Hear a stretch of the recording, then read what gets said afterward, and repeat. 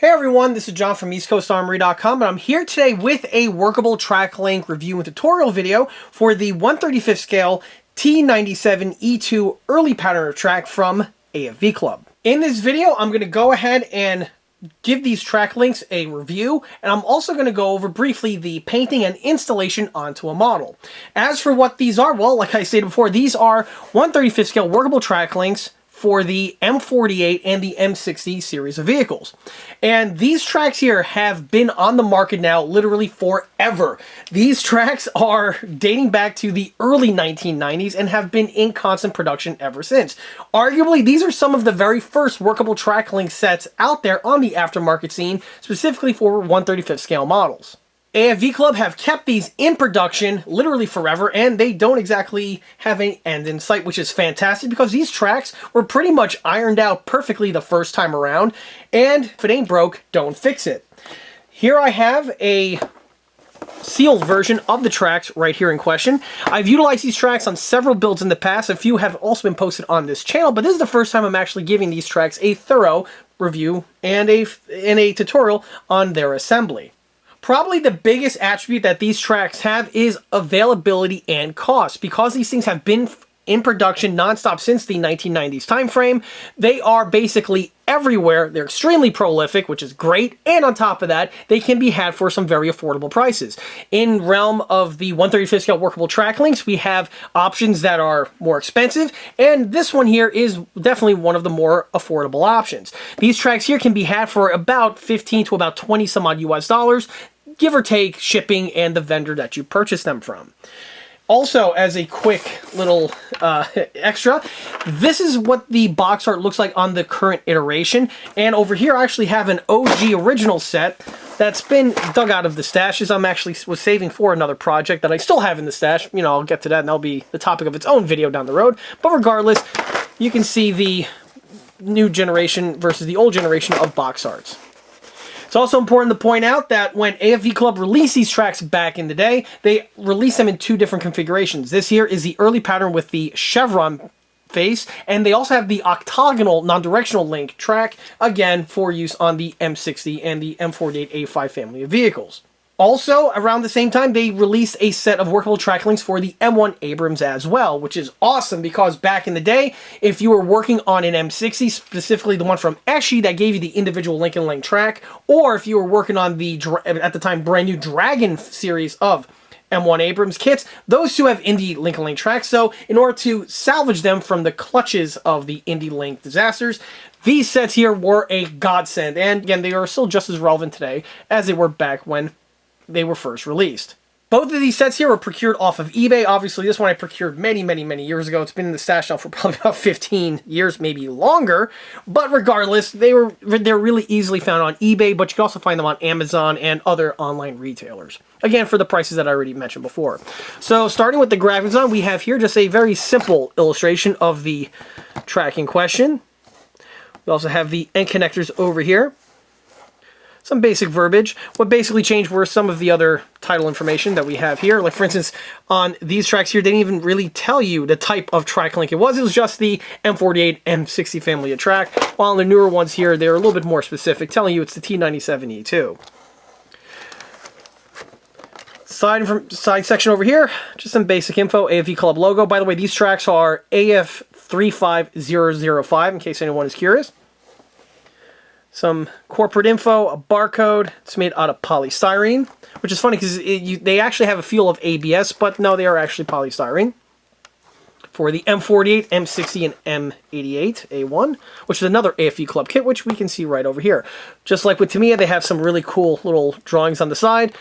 Obviously, for the different vehicles that you can utilize these tracks on, from the 60A1, the M48 A3, and also that is literally their M88 box art from their kit. On the back portion here, they have your instructions, and this is something I've seen on several other kits for workable track links. They don't even give you a little paper insert, it's just literally printed on the back. Same thing is true for the older one here, in case anyone's interested. Really cool old school drawings. Corporate info. But again, your instructions on this really gnarly cruddy box art. So I'm going to put this one back in the stash. We'll make its debut on another video. Okay, so you can see right over here. Here go the instructions. They're pretty straightforward. However, I am going to be assembling them more or less as per the instructions, but there is a little hack that I like to do to these workable tranks in order to make them assemble more sturdily. And I'm just going to go with that. Make them assemble a bit more a bit more efficiently, and also in a way that they don't fall apart on you during painting and installation. Because one thing I learned is that if you try to assemble the tracks in this method, they will go together, but the end connectors have a bad habit on working themselves loose on you. And even though it's not for motorization use, it's just for a static display, a lot of times just with general handling, these little pieces can pop off and it could cause a mess. So in order to prevent that, I have a way to solve that issue, and we'll see that as the video goes on. As for why I'm actually assembling these tracks, well, the vehicle in question is a bit unique. It's not going to be installed on a standard M60 or a M48 type vehicle. Well, actually, it is an M48, but it's not your traditional 90mm pattern. Instead, the vehicle is going to be this T110E3 proposed heavy tank, or as I like to refer to it as the Yagged patent. This here is a 1/35 scale full 3D printed resin kit from SS Model. It's a really, really cool and awesome piece. And by the way, of course, this is going to be the subject matter of its own model showcase video, which will more likely drop before this video that you're watching makes its debut. Regardless, really cool vehicle, and with the way the vehicle is designed, it gives you tracks that are integrally 3D printed, but they made some interesting design choices on those tracks, and I decided it was best to swap them out and replace them with a set of workables from AFV Club. And we'll see how that pans out as the video goes on, and how they install and how they enhance the stock model, but more on that is to come. So opening up the tracks, first let me go ahead and peel away the cellophane. Side open tab box, which is typical for these type of links, and there they go, one vacuum sealed envelope with all the parts inside. Go ahead and open it further. These tracks, by the way, are, like I said before, extremely prolific, so much so that they were actually included with several other kits out there for several years. The M88 A1 Vietnam version from AFV Club came with them as standard. The AFV Club CM11 kit, the original one from the original 1990 sign frame, was a mix between these tracks and an Academy M60 A1 and also M48 A5 sprues. Cool kit, built one, can be also found on the channel. And these sets were also supplied with a few special release versions of the Academy M4 or M60 A1 kit that was a def model upgraded version, where you get these tracks, you get the Academy kit, and you also get some extra resin and photo etch sets from Def Model. So they've been around the block, shall we say. But regardless, it's the same sets. And, you know, there's a good reason why they were supplied for all these years, because they're really good tracks. So here we have the sprue right here. You can see all the track links found present. And we also have the end connectors right here, integrally molded on this row. The end connectors are molded hollow, so no drilling is going to be required. And what's unique about these tracks is that they have the guide horn integrally molded in. Now, if we compare and contrast this with the next generation of workable track links that came out from AFV Club, which dropped in the late 90s, early 2000s, those would be tracks for the HVSS Sherman, as well as also the Pershing and M46 patent family, and those tracks are very, very unpopular. I actually did a video tutorial assembling one of those sets. And a lot of people were assuming that they were going to be as simple as these tracks here, because these tracks are really easy and very forgiving to put together. However, with the other tracks, for some reason they changed the material, and although those tracks are indeed polystyrene, they are a much more frail material compared to these ones over here. So in order to assemble those tracks, you do have to take more care and a little bit more prep work compared to the examples here, which are far more forgiving. Also, because the guide tooth is integrally molded on, this streamlines and simplifies assembly tenfold. So on the reverse side, you get to see what it looks like with the moldings. We do have some small knockout marks here on the center portion of the rubber pads. Not too bad, but it is something that I just wanted to mention. And you get to see the detail of the guide horns right over here on the sides.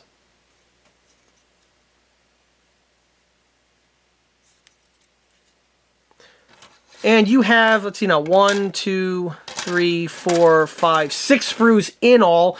And from what I remember from assembling these sets in the past, you have more than enough links required on hand to assemble not just enough tracks for one vehicle, but you also have plenty of spares. So in case there's an oopsie type moment or there's some kind of an issue, you do have enough spares on hand to get through the basic assembly and installation.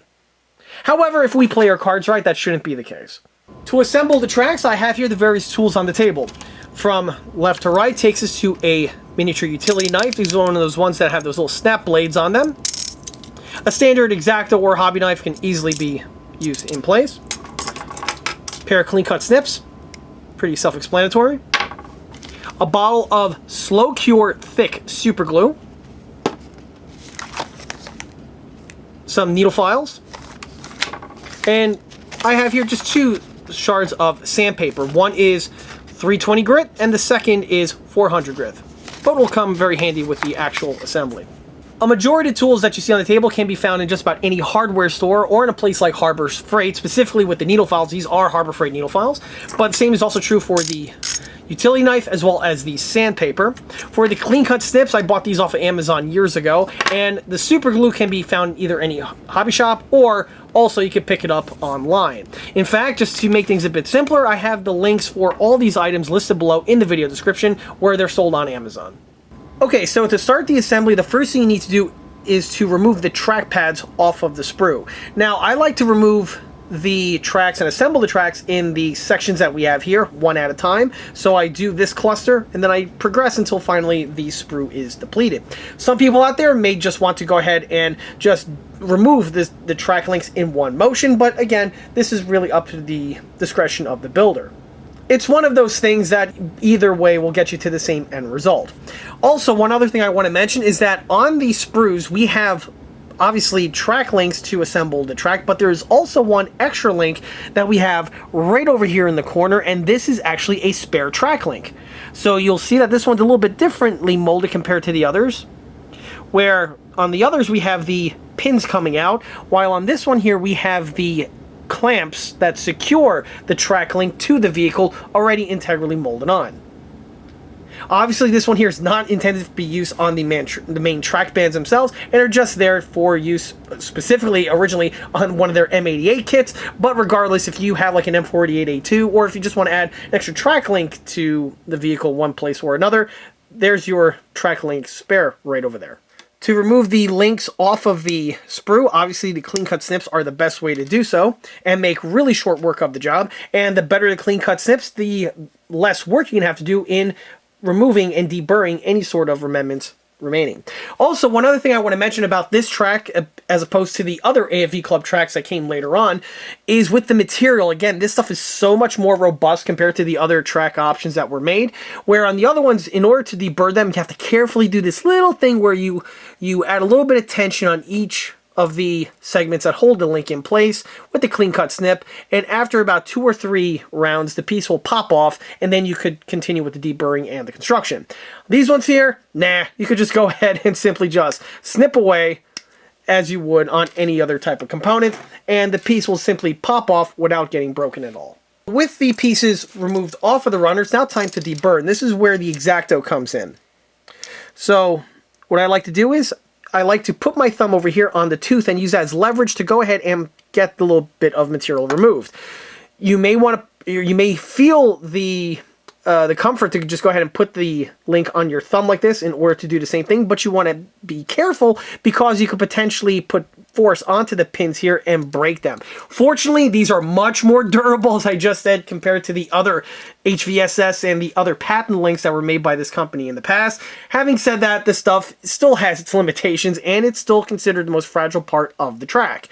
It's more durable than the other ones, but it's more fragile compared to, say, the tooth that's integrally molded in. So on these links here, I like to go ahead and just deburr accordingly like that. You'll notice I'm using the X-Acto for this. However, you could easily utilize the needle file or the sandpaper that I mentioned before to do the same task. That's really the only reason why I had it shown on the table. Me personally, I have some really good results with the X-Acto, and after a few swipes, like you see, the piece is now fully deburred. Deburring is obviously going to be very, very important, specifically on workable track links, because you need to have the tolerances cleaned just right so that the piece can actually articulate. And if you have some crap on the end sections over there, it'll get in the way, it'll cause the track to hang up and bind, and also make the insertion or the assembly and the mounting of the end connectors a bit harder compared to if everything was cleaned off. So that's definitely something you want to be aware of. No point getting the rest of the deburring on screen. Let's go ahead and cut across to where that's all completed and we actually start pinning the thing together. Jumping across, you can see that the links have been deburred. And at this point here, they're actually ready for assembly. Okay, so what I'm going to do now is I'm going to remove a section of sprue off of this area over here to have 3 of the end connectors on them. I always found when it came time for assembling these tracks, doing it in sets of 3 are a bit easier to do compared to if you have more number. More of the number, the little bit harder it gets. So what I'm going to do is I'm just going to take the links, I'm going to line them up. One thing that's nice about this design, because the tooth is integrally molded on, you cannot, or it avoids the potential mistake of installing the link upside down, which is something that can happen if you're assembling these tracks that have the guide tooth mold or not molded on, and it's something that's an extra bit of equipment. With this way here, as you can see, you just lock them in place just like so. So the event of having this type of situation is completely removed. However, that situation can still happen with the end connectors that we have here because they are inside and outside specific. This here is the outer portion, and this here is the inner portion. So this is something that the builder really needs to pay attention to, and I have seen people who accidentally install these upside down during the assembly, so bear that in mind. Okay, so I'm going to go ahead and line these guys up like so. I'm going to just take 3 links and hold them together like this. Unlike some of the newer workable track link designs out there where they have a jig, on these ones here, that's not going to be the case. Okay, so what I'm going to do now is I'm going to add a small little drop of glue to one of the teeth on each of the link. This is where my assembly method is different compared to the box art. The box just wants you to take these sections here and just stick them in place and call it a day. Even though that will work, the problem is I always found that these end connectors always find a way of working themselves loose. Even though you're not going to be playing with the model, just from general handling, they love to pop off at the earliest convenience, and it's always something that's a bit problematic. So in order to prevent that, what I'm going to do is I'm going to add a finite amount of glue on only one of the pins. This will help secure the end connectors in place, but it will still allow the link to operate, thus being workable. Otherwise, I just have nothing more than indie link tracks, and that's not a benefit for anybody. The key to doing this is that you want to add the glue on the same pin on every single link. This will ensure uniformity, and it will prevent the link from getting glued solid. So again, that's something you want to avoid. Me personally, what I like to do is I like to add the glue to the second pin on each of the links, okay? And with this one over here, with the track horn integrally molded on, this makes things a bit easier. So when I'm assembling the tracks, I always have it with the track horn facing upward, which gives me a good visual cue on exactly where I am, and it prevents any sort of disorientation. So I'm going to go ahead and add the glue now. Again, just a small, finite amount of glue is really all that's necessary. It's a little tricky to get on camera, but let's see if I could do this. There we go. And there we go. Quite literally, a dab will do you. So then I take my segment here of 3, and I just line them up accordingly. They will find their happy sweet spot, and when they do, just slide them in place. As I mentioned before, they are outside and inside specific. These are the intersections with that hex bolt right over there. And on the outside, we have that little clamp section that's integrally molded on. Detailing wise, it's actually pretty good. Okay, so from this point now, I'm just going to add another track link, just like so. And that can just hang in there for the time being. And I'm going to go ahead and snip away the next set of 3. So, right over here on the sprue. Another thing I am going to do is I'm going to remove any sort of overhang over here. The reason why I'm doing that is that you can see that when you're adding these pieces in place, the runners can bump into each other, and that can cause some problems. So in order to prevent that, I just clean up the end sections with the clean cut snips, just so it allows some extra clearance for the piece to fit on appropriately. So now that I have this guy here snipped away, I could go ahead and grab just a few more links and do the same thing. This time only grabbing 2.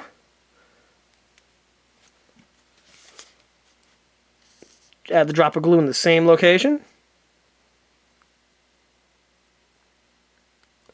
Like I stated before, disorientation is the thing that will mess you up.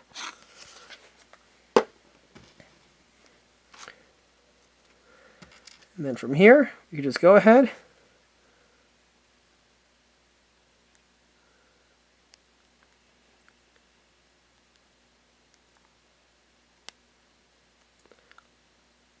slide them in place. These shouldn't take very much force to slide in place, and if you really need to put force on it, chances are the pins aren't lining up appropriately, and you want to pump your brakes and reevaluate, because you could potentially damage the pins that are molded into the links if you don't do so. Okay, so now that this side is done, I'm going to do the same thing to the opposite side. So I'm going to, again, cut a little row of 3. Snip this guy off here. This guy, yeah, this guy here is pretty clean. And I'm going to do the same thing. So let me just go ahead. Again, make sure that you don't glue the wrong side or you invert it, which is why it's great to have a standard. Like I said, it's every other pin. So boom, boom,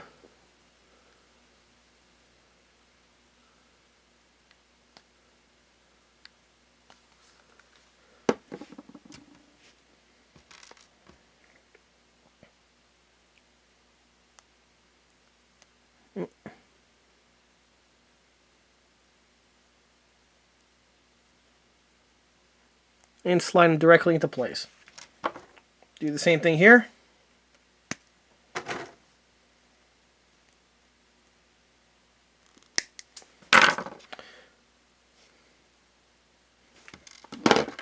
Drop a glue on this guy. Actually, it looks like I forgot to slide the track link in place. I had one running around, no problem. Slide this bad boy in, and now we can go ahead and pin the next row together.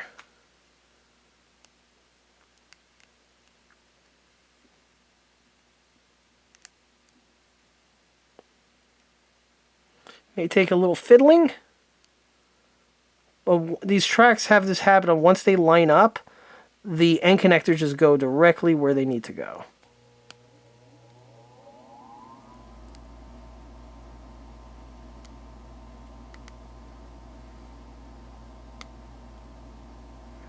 And this is why, by the way, you want to use slow cure CA. Obviously, the faster curing stuff, not exactly going to be your best friend right now. Alright, so I have one link running around extra, no problem.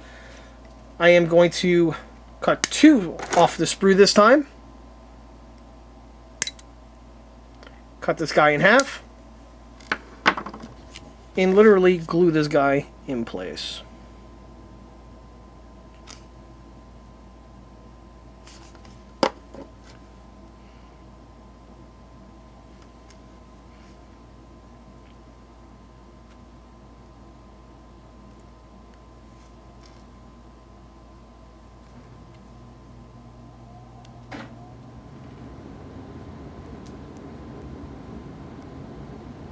And that's it. We now have a segment fully assembled.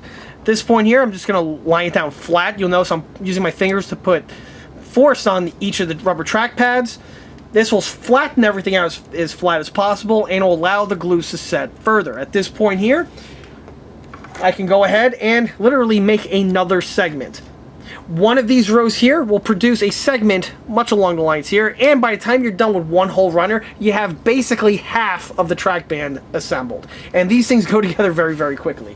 So I'm going to go ahead and assemble another set off camera, and we'll come back to when I'm going to have the two going side by side, or being, I should say, connected together. So in about 5 minutes time, I was able to assemble another threaded track. It's amazing how fast I can burn through these without having to film them. But regardless, here we can see the other set. Now, theoretically, you could assemble the entire track in this manner. However, I would say you don't necessarily want to do that, specifically when it comes to the end, or I should say the final sections, because you're going to need to have the correct tension on the track or the correct track length, and because we're gluing the end connectors in place, this can add some problems. When it comes time, if you have too many links, you might have to shorten it. So for the bulk of the track, you could go through this type of method and it'll work just fine. But when you get to the 3/4 way mark, then maybe you want to pump your brakes and start doing it more individually. But regardless, at this point here, we're ready to assemble these two segments. To do that, I have two of the end connectors right here, which, by the way, with the way the runner times out, you can see that the entire stretch here was used for everything you see here on the table. So it is very well choreographed in that manner. So I'm just going to go ahead and quickly just snip these guys off like this.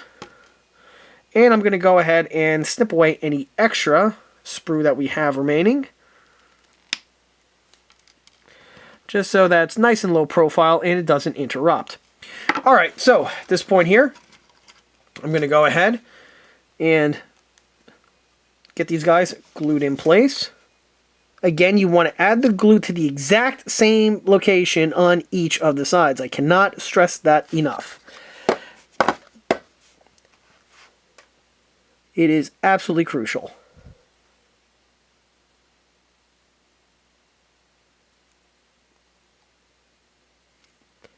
Okay, that's one.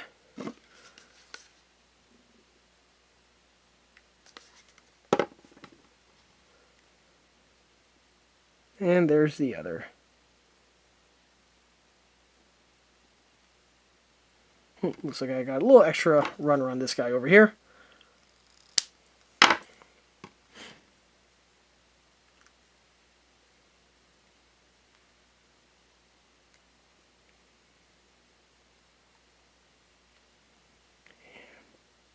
Presto.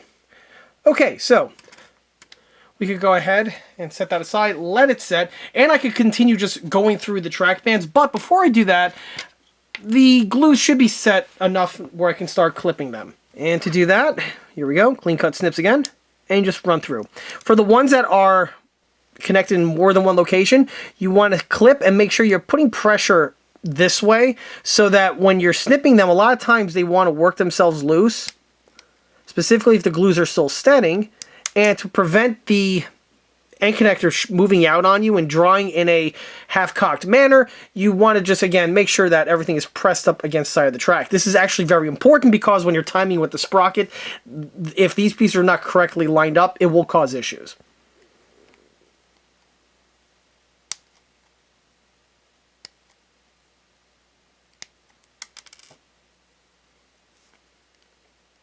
Obviously, the single ones, it's not too much of a problem. But it's always these multi-pin ones you want to be careful with.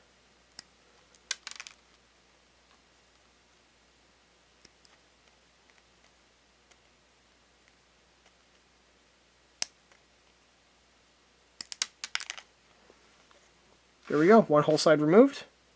Do the same to the opposite.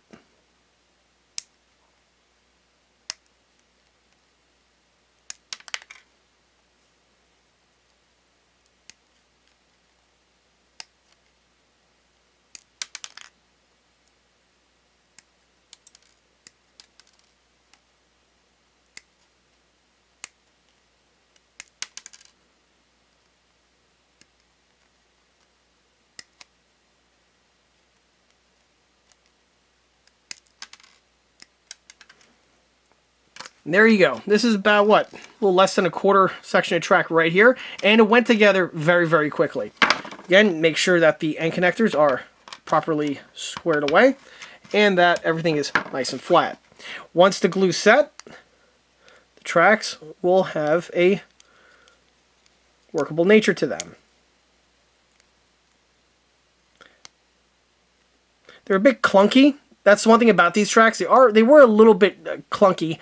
However, they still time perfectly and they still contort around sprockets and idlers much better compared to link-to-link options. And that's why these tracks have stood the test of time. And, you know, it's not uncommon to see these tracks mounted on Tamiyas or Eshi tanks or, you know, anything. I've even seen some guy drop one of these on a TACOM M48 pattern, which is funny because they give you workable track links out of the box. So as for why he did that, I couldn't tell you. But regardless, yep, these tracks, you know, once you get them together, they do work pretty well. So offhand, I went ahead and actually assembled one complete track band right here. And this here is the correct number needed for my particular build. Now, I can't exactly say what's the correct number of links because this depends on the vehicle that you're building. To test it out, I actually took a spare track. Actually, you know what? I'll be right back. Alright, so what I did was I took a single piece vinyl track here from one of my old school Tamiya M60 A1s that are in the stash, and I borrowed it just to get a good approximation on how long to make the track band. What I did was I took this track over here and I actually temporarily fitted it to the model that I'm building.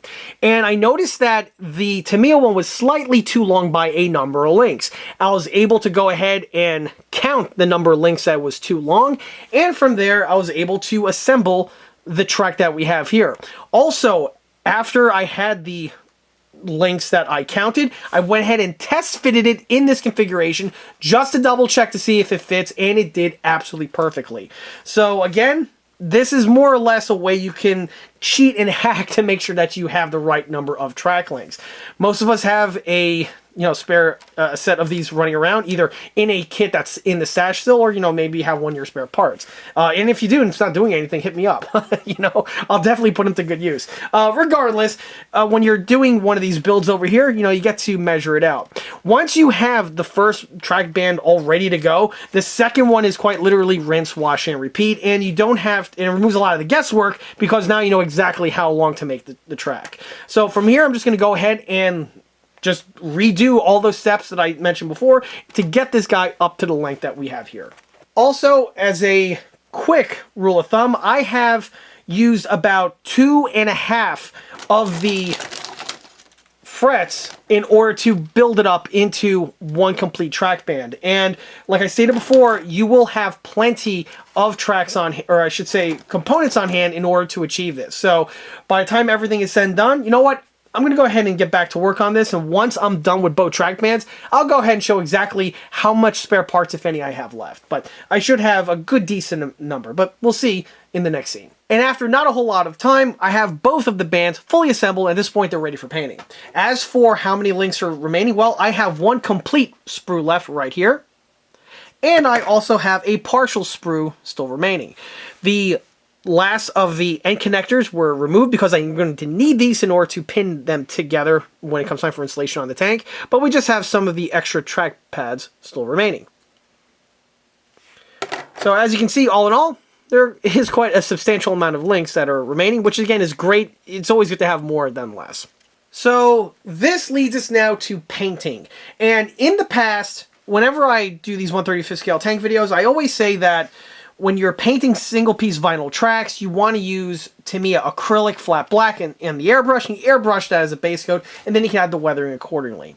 And that is still true for single-piece vinyl tracks. However, with these tracks here being workable links that are plastic, you can now expand from that single media. Because these are polystyrene, you can actually paint these with El Cheapo flat black spray paint. I would not recommend utilizing, oddly enough, the more premium brands like Rust-Oleum or Krylon on these, because the paints in those premium cans tend to have chemicals in them that could potentially harm the finish on the plastic. So this is one of those weird cases where the cheap one is actually better than the premium one. The paints that I use is really this brand right over here. This is the cheap economic brand that's sold in Home Depot. Lowe's has their own brand as well, as does Walmart. The Lowe's one will work, but I always found it to be a bit runny, or it's a little bit thinner compared to this one here, and will require more than a few coats in order to get the tracks ready to go. While this one here will take about 2 or 3. The Lowe's one, in my experience, will take about 4 or so. So it will still get you to the same outcome, but this one here does it in a more efficient manner, I find. Also, from what I can recall from using the Walmart ones, they too are basically the same quality as this one here, more or less. And here are the tracks going through their painting phase, and one of the tracks is actually fully completed and is ready for installation, while the other one's ready for its next final step. Before I do that, though, I want to mention on this tank here, I'm going to be painting and weathering the track slightly differently compared to the other patents and M60s I've seen on the channel. Generally, when I build these models, I tend to paint the steel sections in a steel color, while on this one I'm going with a slightly different format because I want to depict this vehicle on a vehicle that has been around but hasn't got to the point where the track metal sections really begin to rust. And this is something that is commonly seen on M60, specifically if you see surviving examples today in museums and outdoors, and also even if you see some that are still in service, yeah, the metal sections tend to be a bit rusty. For this one here, I want to make it look like that it's still relatively new, and this vehicle being a prototype vehicle, probably going through its paces at Aberdeen. So I wanted to render it in a slightly different format. So what I did was, in lieu of the rust, I went with a different color. Now, this is something that I frequently mention on these videos, where when you're painting these, you want to make sure you have two types of color, differentiating the rubber from what's metal. This is a great way to add extra contrast to the build, and it gives it some more variety and just makes the model look that much better compared to just having everything just lazy painted black. For the paint application, outside of the spray paint like I mentioned before, the application is identical, where the portions that are being replicated to look like metal are painted with the paintbrush, specifically this paintbrush right here. The difference, of course, is with the color. So rather than going with the rust color, I went with just my darker shade here of olive drab. It's just exterior latex, my own custom mix, and it's actually the same color that I used to give the model its base coat, but then the color changed with all the filters and washes and all that other stuff that goes on it. So it's going to look similar but a little different, which is exactly what I'm going for. On the real units, they had some kind of a oxide coating or some kind of a protective paint finish on them, and there are a few different options available, but the green I always tend to like, and I use a similar technique on my World War II tanks just because it just has a nice look to it once it's completed, or at least I find. So this one here, you can see the tracks in the following format. The rubber is rubber, and the metal sections are painted green. I also went ahead and weathered the rubber the same exact way via the airbrush with some diluted flat white. I airbrushed onto these sections, wiped it down, giving you for the end result that you see here. If anyone, again, is curious on exactly how that's done, I go over all this information in the other video. But with this one here, so I went ahead and applied the green, and now the green is fully set, and I want to add one more trick to the weathering, and that is to make it look like that this vehicle has been driven, or I should say driven very recently. And with these vehicles here, when they get driven, you're going to start getting parts getting scratched, specifically the sides of the teeth and also the end connectors. The end connectors get scratched just from the engagement of the sprocket, and the sides of the teeth over here get scratched up from the wear plates that are on the inside of both the road wheels, the sprocket, and also the return rollers.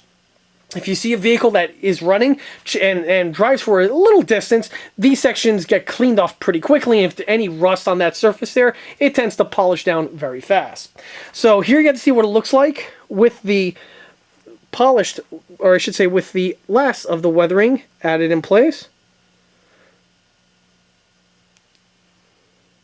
I went with the green like I stated before, but at this point here I could continue with the next step of the weathering, and that is to add the polishing.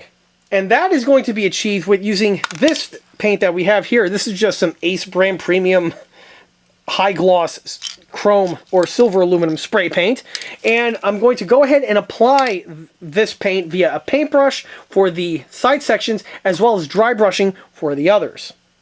To do this, I have some scrap cardboard right over here, and I'm just going to spray a little speck of paint on this section, dip the paint brush in it, and that's going to allow me to then go ahead and paint these sections. So I'm just going to go ahead and put this off camera, and I'm going to go ahead and apply the paint to this track that we have here before, or I should say, let me just quickly get the other one out of the way. So let's go ahead and get this on camera. It's a little tricky to get on camera. The procedure goes by pretty quick. It's just one of those things that's harder to film than it is to actually do. So a little spray just like that. Just dip the brush in it. Now I am just going to go ahead and make sure that's not overly dripping with paint. And then I can just go ahead and paint the side sections of the teeth. And this is where you want to be pretty precise with the paint application. because you don't want to get any of this paint onto the rubber sections. If you do, it's not a problem. This spray paint here is an enamel, so it can easily be washed up with a little bit of paint thinner on the end of a cotton swab or just on the end of a paintbrush. But if you play your cards right, that shouldn't be necessary. And with the paint application, you can make it as silver or as translucent as you wish. Just depends on the look you're going for.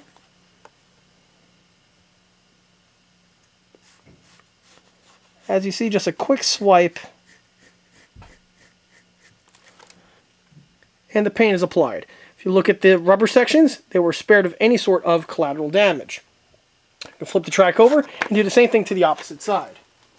This paint dries pretty quick, so you are on the clock.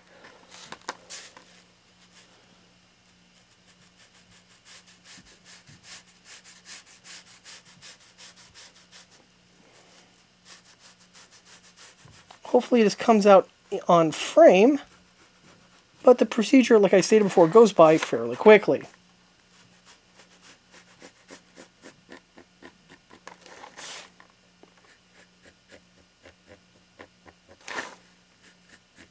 As the paint starts to dry, it actually has more of a dry brushing feel to it as opposed to the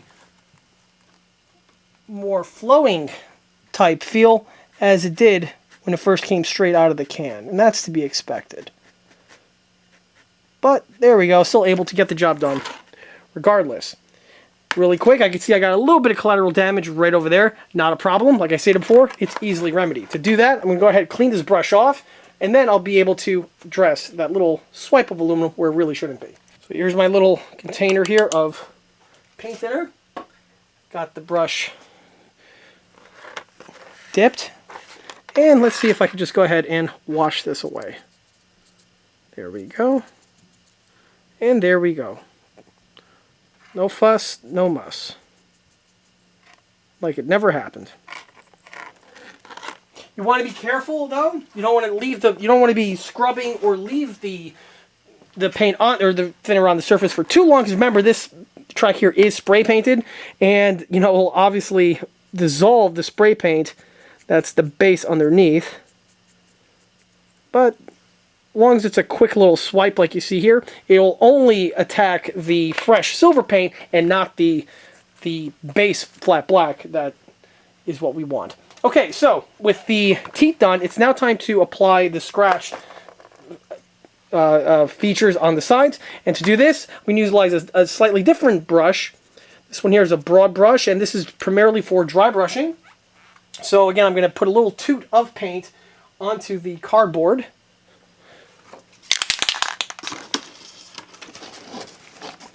Just like so.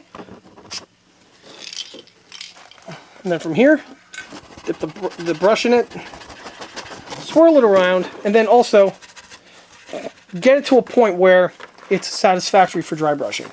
Once you're at that point, you want to be strategic again. You don't want to get on the rubber section. You just want to rub it up and down the end connectors.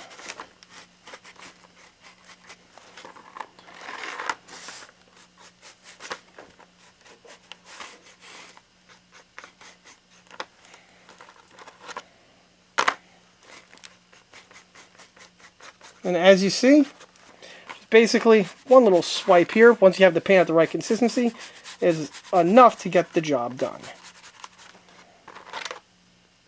And there we have it. You could if you notice that it's not really symmetrical with the wear, you could either add a little bit more coat or another swipe to the opposite side just so it bounces out, or you could honestly just leave it. A lot of times things wear unevenly. So with that taken care of, we're going to now go ahead and do the same exact procedure to the ones on the front section. There's still a little bit of paint left on the cardboard, and I'm just going to apply it in the exact same manner. The biggest trick with this is that you want to be consistent and you want to make sure you don't hit the rubber sections. So if you just glide the brush evenly over the end sections, you should be more than suffice. It's also, because it's why I like to use a short stubby brush like this one here, gives you more precision. The longer the brush, the more the habit of the the bristles to go to places where you don't want it. Shorter the brush, not so much.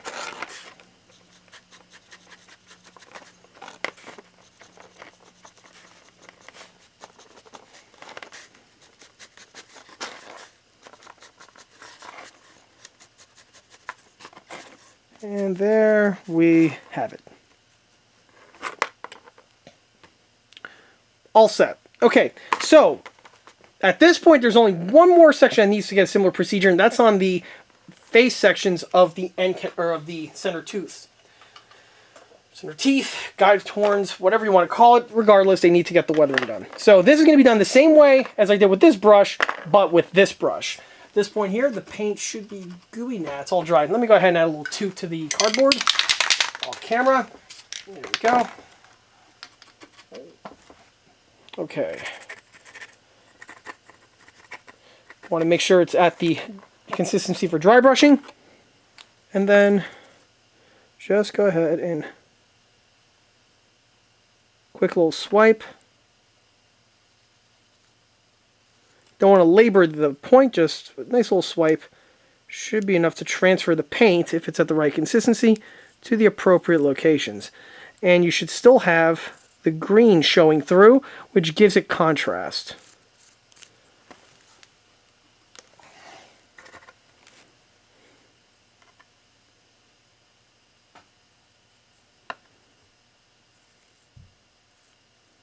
And there we have it. The tracks are now fully weathered. And here we are, ready to get the thing installed in place.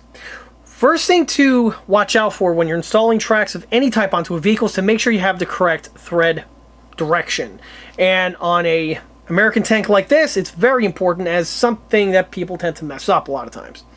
On an American tank, you want to have the chevrons going in the downward direction. So if the tank is coming at you, this is what the track links would look like. The second thing you will also want to be aware of when you're doing the weathering is also to make sure you paint and weather the end connectors that are going to be used to pin it together. Obviously, if you don't, it's going to be a bit noticeable and something that can hurt the look.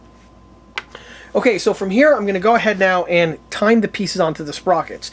The way I like to do this is I'm going to put the model on its side, but before I do that, I'm going to get some protective styrofoam just to prevent any sort of damage or scratching to happen to the finish with the model placed on its side.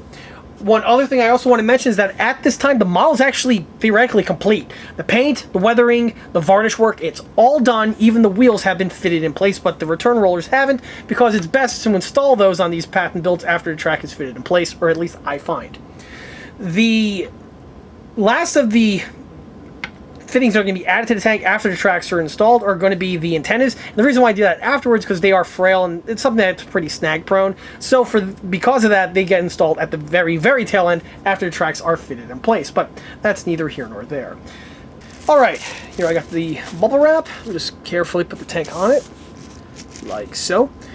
Awesome. Okay, so to install the tracks, the first thing you want to do is you want to time them on the sprockets. I always find it best to time the track on the sprocket, and then I can just slip everything in place and then plug the two sections together.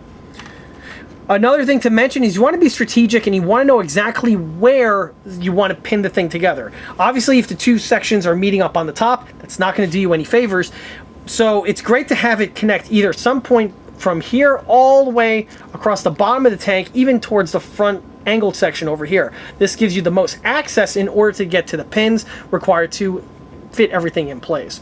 So with that out of the way, let's go ahead and figure that out.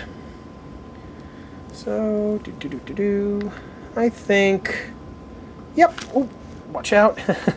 Want to be careful, specifically with this one being, it's very heavy. Okay, so I think I got that figured out here. Perfect. Alright, let's go ahead and time on the sprocket. When you're timing on the sprocket, you don't want to manhandle it. This is actually one of the more fragile aspects of doing one of these tracks.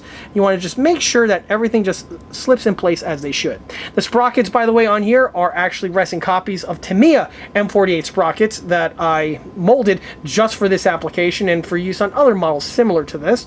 But more information on that's going to be in the actual model showcase video for this project. Okay, the next thing you want to do is make sure that the tracks are nice and straight. With these AFV Club tracks here, they tend to want to have the end connectors kink a little bit, so you just want to make sure everything is nice and straight. Okay, once you have it in this type of format, it's now time to do the install. So I'm going to carefully hold the model and just slide, it's a little tricky to get this on camera, the track where it needs to be. At this point you can see why I don't install the return rollers at this time. Okay, at this point here, you can see the little stem here on the sprocket's going to go into the hole I drilled into the side of the tank. And just gotta line that guy up and just press them into place, like so. Alright, now at this point I'm just going to carefully wrap the track where it needs to go, time it around the front roller. The tracks may be a little bit sticky in some sections because of the paint. If that happens, just want to carefully work them loose, and when that happens, everything should flow appropriately. Once you have that taken care of, it's then time to plug the two tracks together. This one here, I specifically made them a little bit on the tighter end, but an extra link here could have possibly made the job a little bit easier, but I should still be able to do the job regardless. Okay, so I'm going to get the end connectors right here. I'm going to clip it off of the sprue, like so, and I'm going to do the joint. For this one here, I'm not going to add the drop of super glue because of the layers of paint built up. It's really not necessary.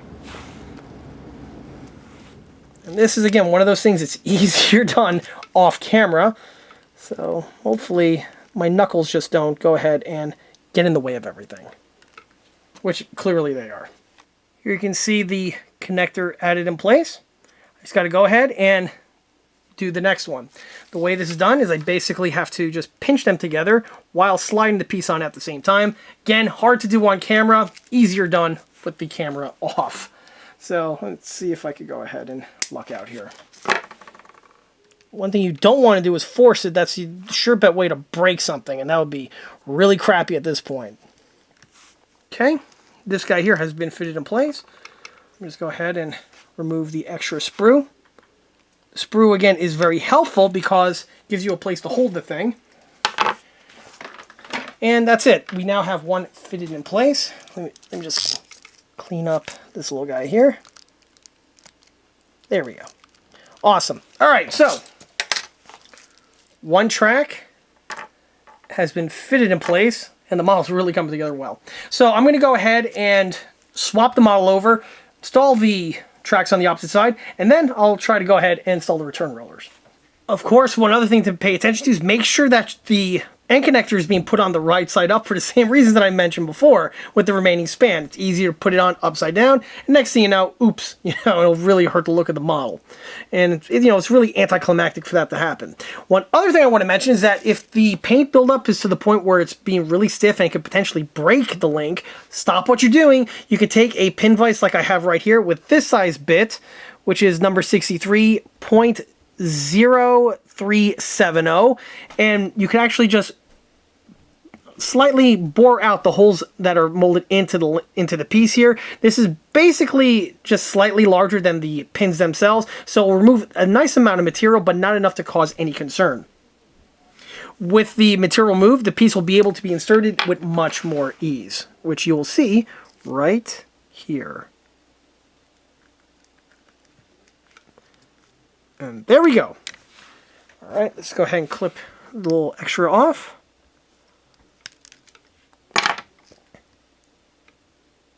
And that's it. We now have tracks installed onto the model.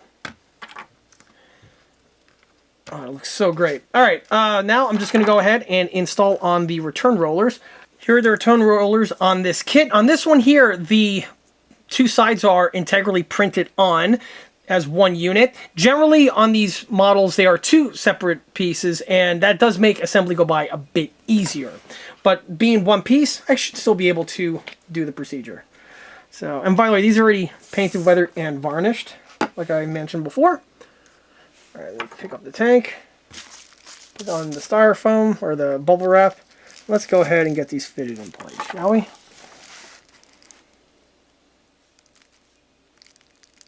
perfect. It just slides right on as designed.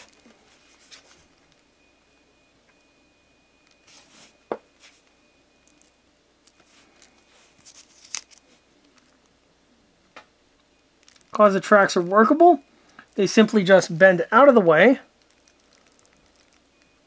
allowing the clearance for the piece to be slid into place. Just want to make sure that the pieces are nice and lined up, so when you look at it a certain way, it doesn't look all janky.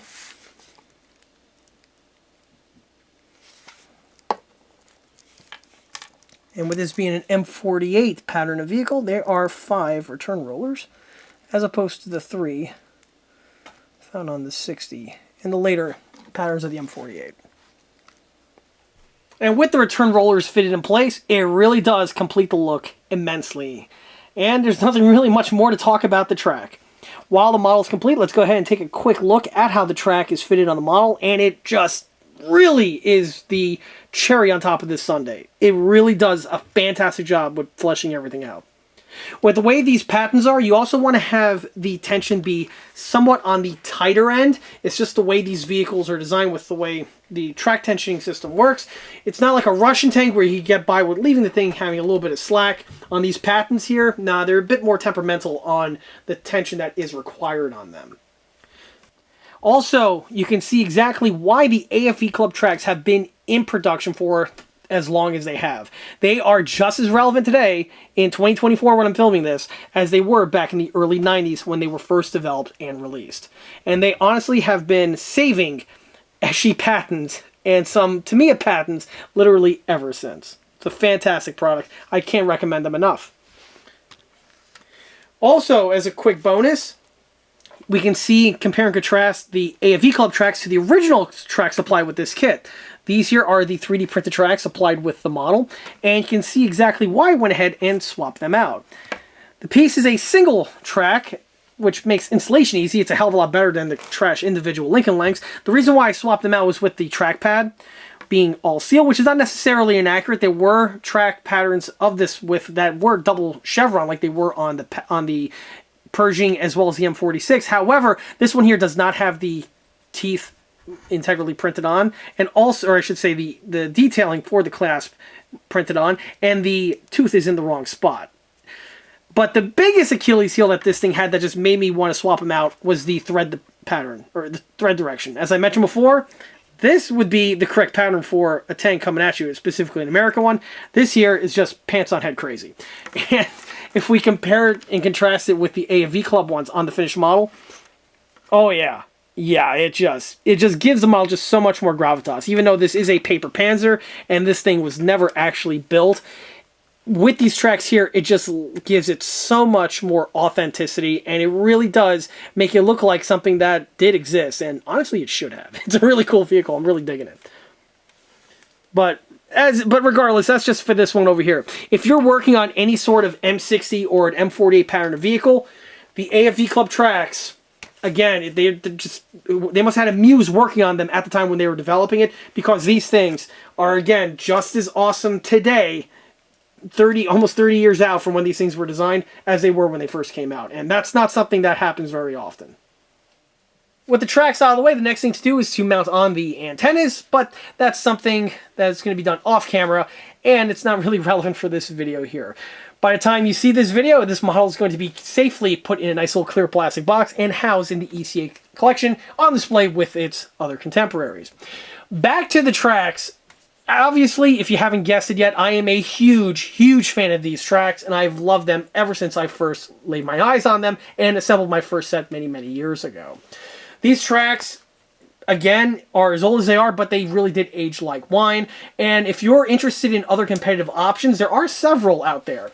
One set is made out of metal, can be found online, and it's basically the exact same link design that we have here, but the end connectors are integrally molded on. And that one's held together with metal pins. That's also a very good track method, or I should say a good option. However, this one here is, again, still more affordable, being roughly around 15 to 20 bucks, while the other one starts at about 40. The other two options, I believe, are from Bronco, and another one is the newest edition on the market from Tacom, and those tracks are far more fiddly and far more advanced and elaborate compared to the ones that we have here.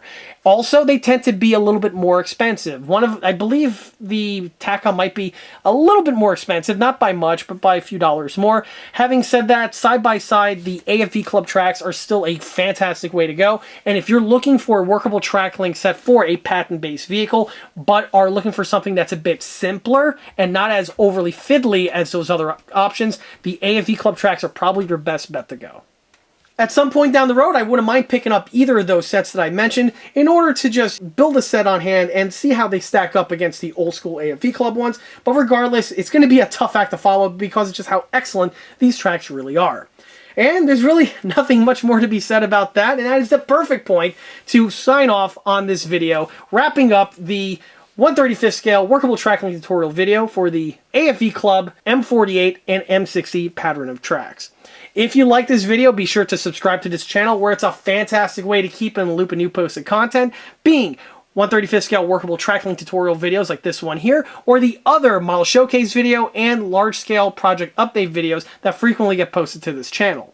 Another way to keep in the loop of new posted content is by liking us on Facebook. There, I have more photographs of this particular build, as well as the other smaller and larger scale builds that have been seen on this channel in the past. Furthermore, don't forget to swing by eastcoastarmory.com for more 1/6 and 1/16 scale builds and detail components. Thanks again. I'll be seeing you all again on the next one. Till then.